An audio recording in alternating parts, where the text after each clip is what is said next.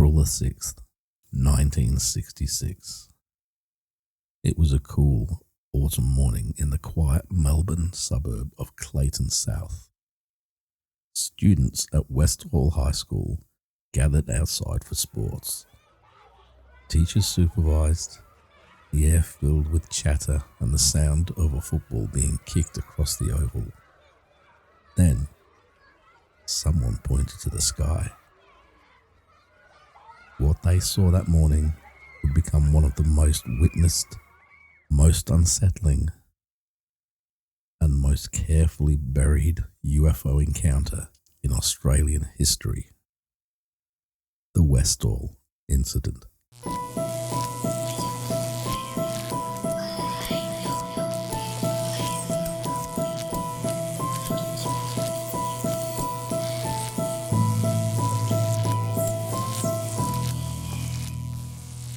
They say around 200 people saw it. Students, teachers, locals going about their business. A silver, saucer-shaped craft descending over the trees, moving silently, smoothly, and impossibly fast. It hovered, dipped below the tree line, and then, in a flash, shot away across the sky, followed by two small aircraft as if in pursuit. But this wasn't just another sighting. This was daylight, broad and clear. Hundreds of witnesses, and within hours, silence. Because not long after the craft disappeared, so did the story. It began just before 11 a.m. A group of students were outside enjoying recess when a metallic glint caught their eye. They watched, curious, as the object dropped lower, maybe 15, maybe 20 feet above the top of the tree line at the Grange Reserve. Witnesses later described it as a dull grey round craft, about the size of two cars placed side by side. No sound, no smoke, just an eerie, weightless glide. A few kids ran towards the fence for a better look. Some claimed it wobbled slightly as it descended, as if adjusting, almost alive. Then suddenly, it dropped out of sight behind the trees. Moments later, screams. More than 100 students broke from the playground, sprinting across the field towards the Grange. Teachers shouted for them to stop, but most didn't. Among them was a 12-year-old girl named Tanya. She told her parents later that what she saw made her blood run cold. When she reached the clearing, she saw the object sitting on the ground, motionless, but humming faintly, a high, vibrating tone that she said she could feel more than she could hear. The air around it shimmered like the heat haze of an Australian summer. She said the grass beneath was flattened in a perfect circle, and the smell, sharp, metallic, like ozone after lightning. Then, as more kids arrived, it rose slowly, hovering just a few feet above the ground. And in one sudden burst, it shot straight upward and vanished into the clouds. Witnesses stood frozen. Within seconds, two small aircraft appeared overhead, circling as if they were looking for the object that had just been seen. By lunchtime, the story had spread through the school. Kids were wide-eyed, whispering, sketching what they had seen on notebook paper. Teachers tried to calm them down, insisting it was probably a weather balloon, but none of them looked convinced. That's when the men arrived. Unmarked vehicles rolled up outside the school gates. Dark suits, sunglasses, no insignia. They spoke quietly to the principal. Then teachers were called in, one by one. Students were told to stay inside and to stop talking about the flying saucer. When classes resumed, the subject was off limits. Those who kept talking about it were told they'd be suspended. That night, adults in the area reported seeing military trucks at the Grange. Some said they saw uniformed men sweeping the ground, collecting samples, marking off the area with tape. Others said they saw scorch marks, glowing faintly under the moonlight. By the next morning, the field looked ordinary again. No trace, no evidence, just flattened grass and silence. Decades later, the witnesses still remember the details with absolute clarity. Joy Clark, a student at the time, said she watched the object hover silently, like it was thinking, like it was studying. Another student, Terry Peck, recalled chasing it to the Grange and seeing it land, only to be ordered away by strange men who arrived minutes later.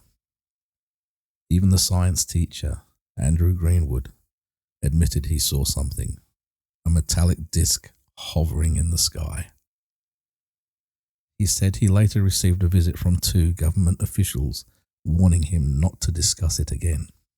One of them, he said, leaned in close and said quietly, "If you value your job, you'll forget what you saw."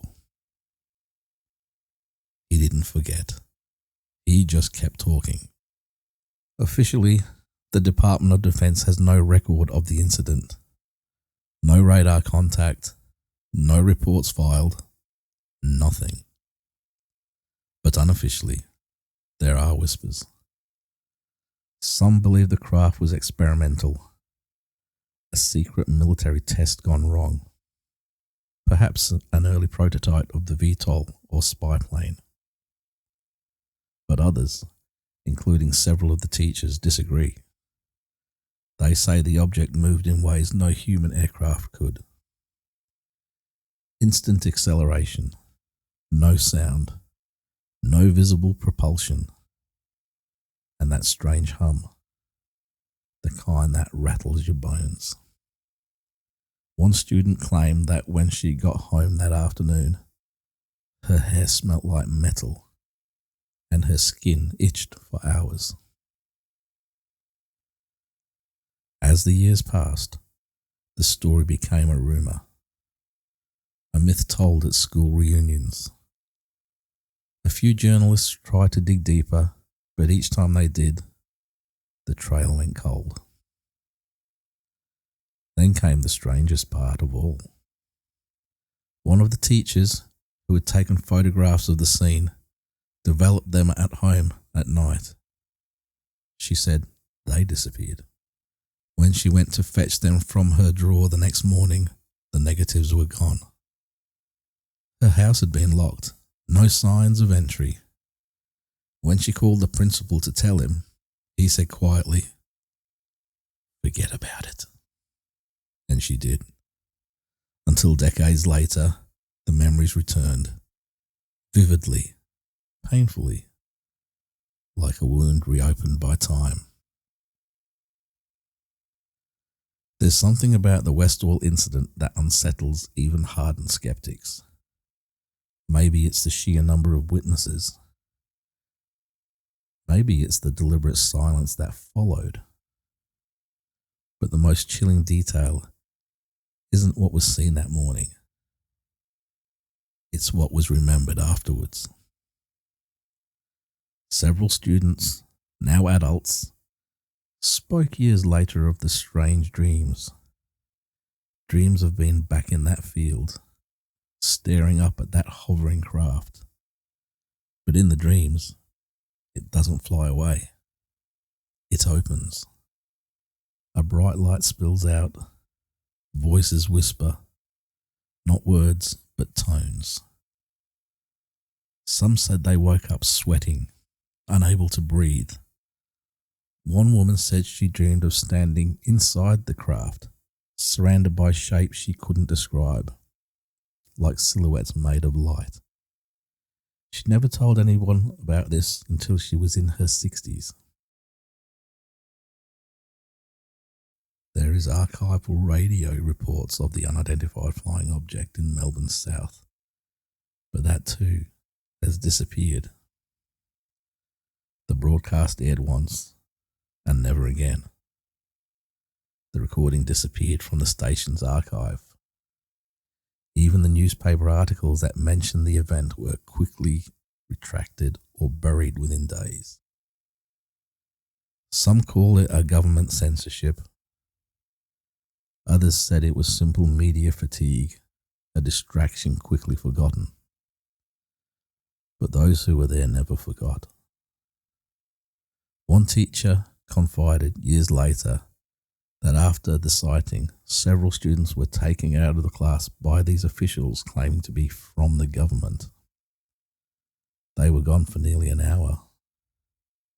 When they returned, they were pale, quiet, and they wouldn't talk about what happened at all. There's one story that stands apart, darker than the rest. A girl named Tanya, the one who ran closest to the object. She reportedly fainted as it took off. When she came to, she was hysterical, screaming that her eyes burned. She was taken away by an ambulance, and after that day, she never returned to the school. No one seems to know where she went. Her name disappeared from the school record. Her family moved.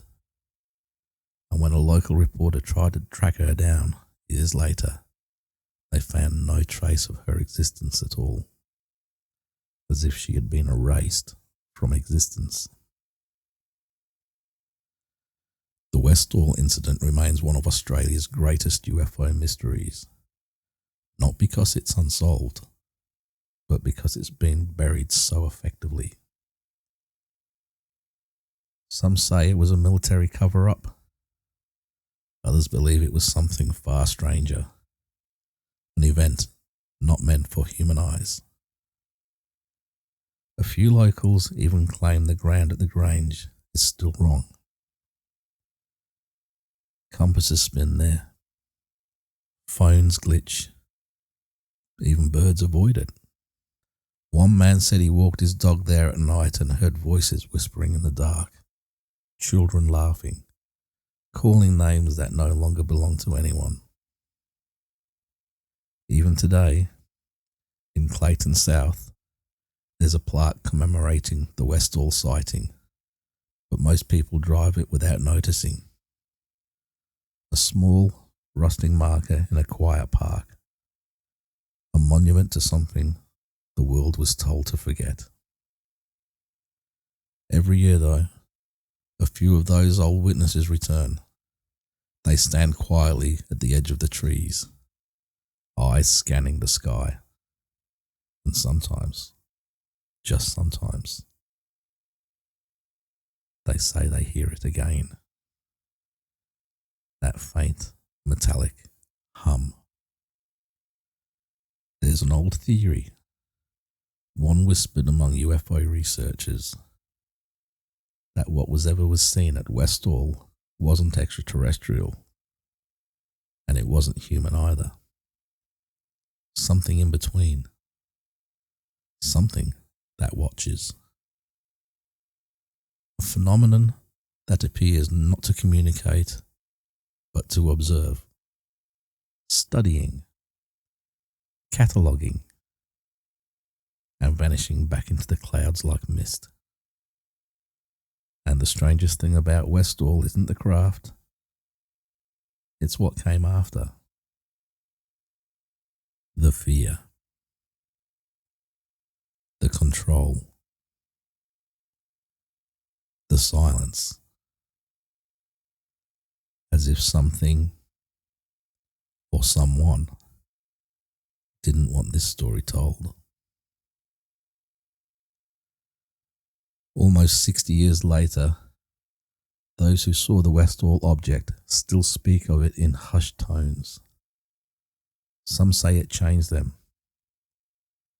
that after that day, they began seeing strange lights in the sky, that radios would go dead when they spoke about it, that they still dream of that field and that disc and that humming sound that never truly fades.